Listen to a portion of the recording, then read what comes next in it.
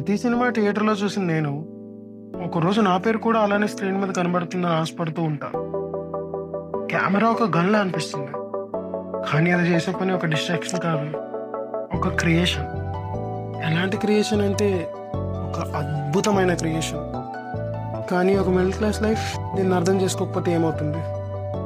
Film making అంటే waste of money, ఒక మంచి జాబ్ చూసుకొని సెటిల్ అవ్వు ఇలా అంటారు. కానీ కళ్ళల్లో మాత్రం ఒక ఫ్రేమ్ ఉంటుంది. సెట్లో యాక్టర్స్, లైట్స్, కెమెరా, అందరినీ డైరెక్ట్ చేస్తున్నా నేను. యాక్షన్. కానీ ఈ బాధ్యతలు నా లైఫ్ని ఎడిట్ చేసి నా డ్రీమ్స్ని కట్ చేస్తున్నాయి. ఒకరోజు లైఫ్ నన్ను అడిగింది, నీ డ్రీమ్స్ ఒక పెద్ద స్క్రీన్ మీద ఉండాలా, లేదా నువ్వు రాసుకునే ఈ డైరీలోనే మిగిలిపోవాలా అని.